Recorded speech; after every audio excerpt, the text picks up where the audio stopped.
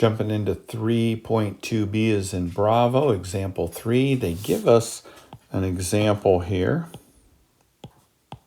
3, -1, and 3, 4. So let's go ahead and put the graph on here because it is a little bit trickier of a problem here, and I want to make sure you see what this is going to look like.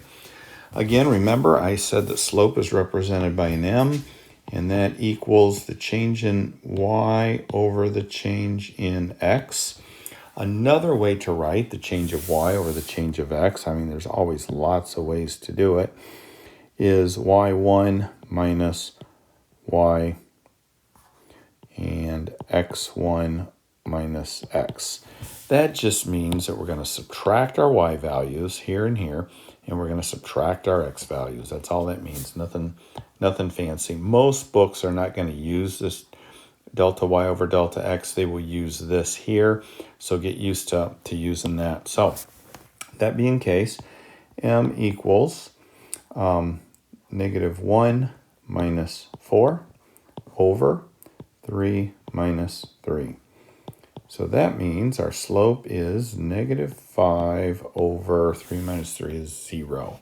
So that's our slope. Well, let's go ahead and graph this. 3, -1, 3, 4. So notice what we get here. When we draw our line, we get a vertical line, a straight up and down, a quadruple black diamond at Alyeska. It's a free fall to the bottom. When that is the case, you will get a fraction that has the y value or the x value of 0 when you solve this. That means if you look at the beginning here, if our x values are ever the same, you really don't even have to do this work. X values are the same. Your slope is a number over 0.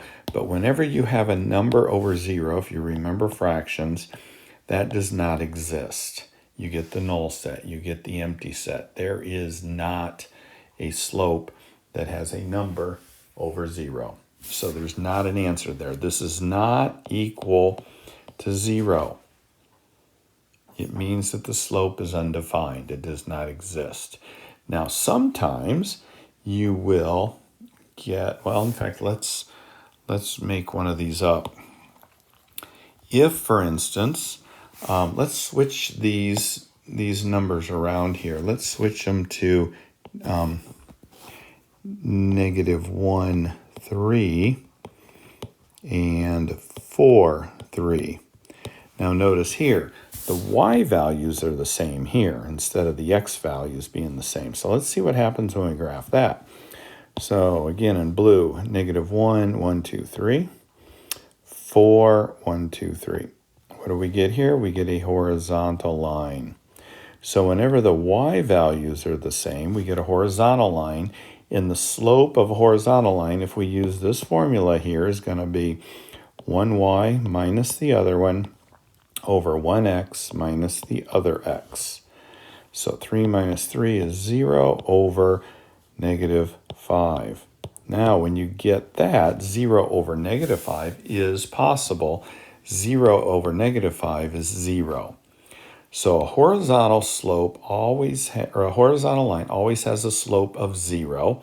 There's no slope to it. It's not going uphill or downhill. It's just going straight across, so the slope is 0. So when the y's are the same, the slope is 0. When the x's are the same, the slope is undefined or it doesn't exist. Okay? Next step in this, so let's go ahead and get rid of a bunch of this stuff. See if I can get rid of stuff without getting rid of my graph. I cannot, so I need to import my graph back in. All right, so we've got the slopes of two lines. So let's say, for example, we are going to put two lines on here, and we have one slope that looks like this. No, let's not do that one. One slope that looks like this, and another slope that looks like this. All right, we're going to say that these slopes do not cross, which means they are parallel. If the slopes of two lines are parallel, they never cross.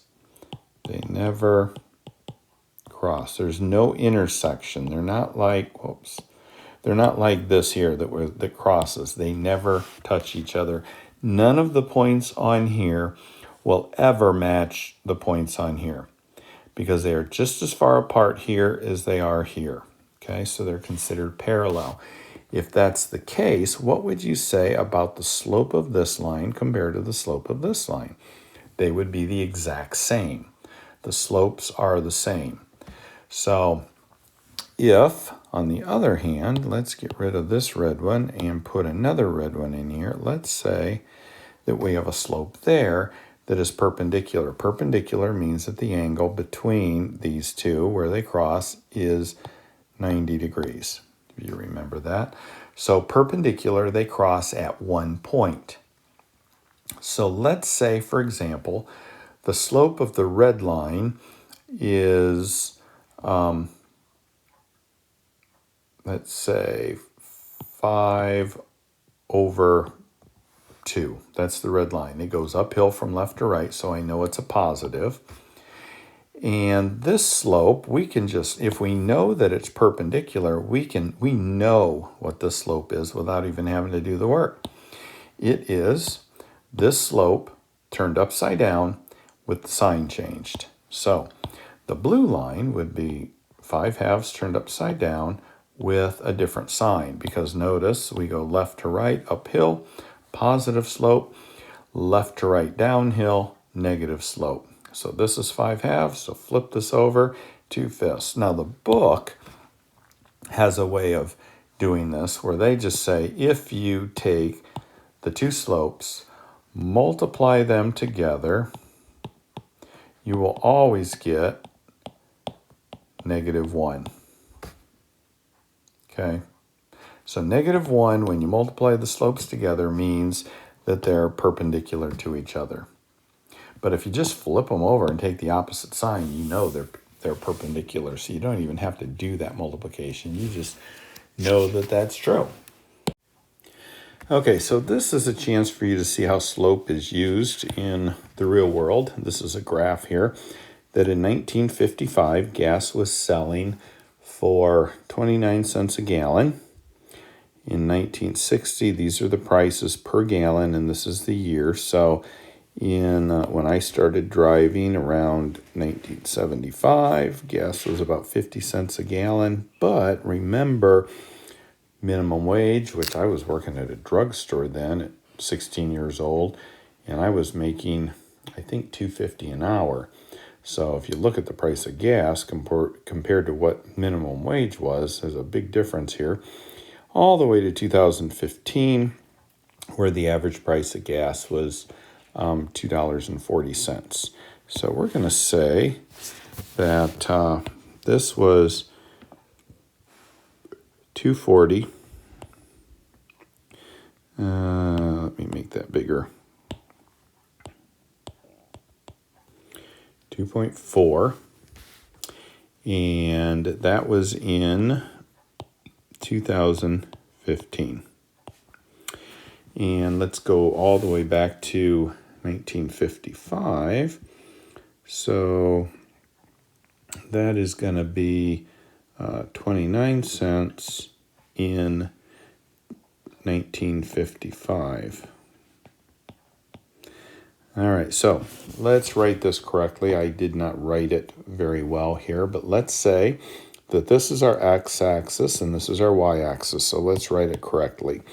So our x-axis would be 1955 over and up 0.29. So if we were trying to graph this right here, we'd go over to 1955 and up 0.29.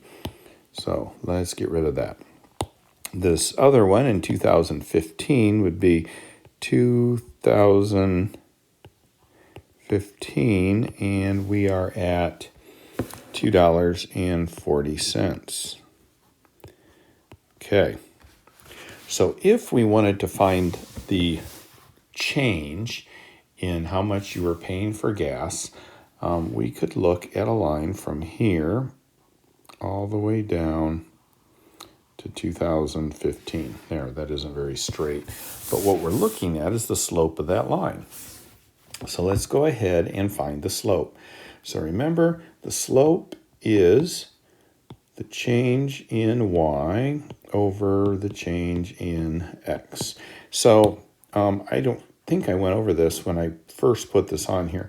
The reason that there's a y with a subscript of 1 and a y without 1 is just so that you know there's two different y values. There's a 0.29 and a 2.4. Doesn't matter which one is first, but it's just letting you know there's two numbers that represent this y, just like there's two numbers to represent the x, a 1955 and a 2015. Okay, so let's do this. 1955 is my x, and let's see, 0.29 is my y value for right here.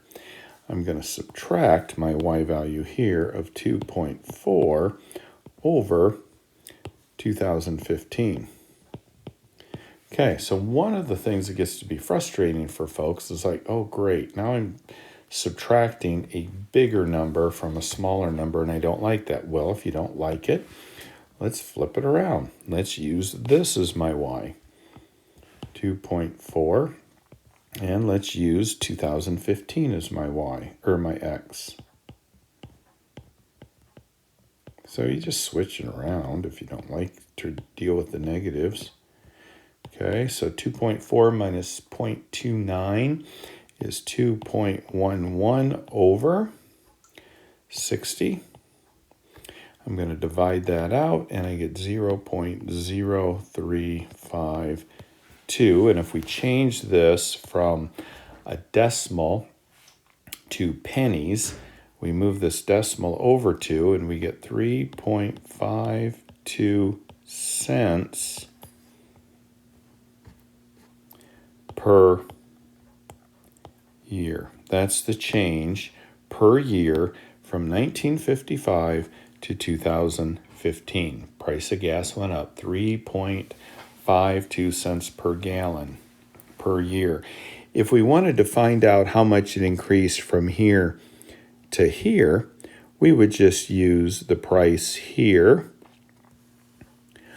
over to the year 2000 to the price here in 2005, and we would get a rate of change or a change in how much gas is from here to here. And this one jumps a lot more. Remember what I said about the slope? The steeper the slope, the bigger the number. That means that the change in gas prices between 2000 and 2005 was bigger. The slope is bigger than from here to here. That's a less steep slope, more of a gentle slope. So anyway, that's how this can be used. And so for instance, if we were looking at one final one, and then we'll be done with this lesson. So the last one we want to look at is example 5. So we've got a car traveling at a constant speed. That means it's going the same speed. And the distance that it travels would be, well, in 6 hours, it's traveled 360 miles. In 2 hours, it's traveled 120 miles. So they're trying to find out, using this graph, finding the speed of the car. So let's look at this. This point here is 360. That's that point. And this point is 120. So there's 2 points, there and there. And all we have to do is find the slope between those. So y1 minus y over x1 minus x. Some books will write this as y2 minus y1 over x2 minus x1. It doesn't matter what the subscripts are. It just matters that, whoops, let's get an eraser here. It just matters that whatever you pick, is going to be over each other. So y1, x1, y without anything over x without anything. So let's go ahead and do that. So we have y, 120, minus 360, which is going to give me a negative number, and I don't like negatives, so let's go do the other way. 360 minus 120 over 6 minus 2, which is going to give me 360 minus 120 is 240 over 6 minus 2 is 4, and if I reduce that, I get 60. So my speed is 60 miles per hour. And that ends up, my slope actually is 60 over 1, which means that my y value, for every 60 I go up, I go over 1. So I go up 60 over 1, up 60 over 1, up 60 over 1. You know, it just constantly does this because it said we're at a constant speed. Our speed doesn't change, so our slope is going to be a straight line just like that. Okay, that's it for 3.2.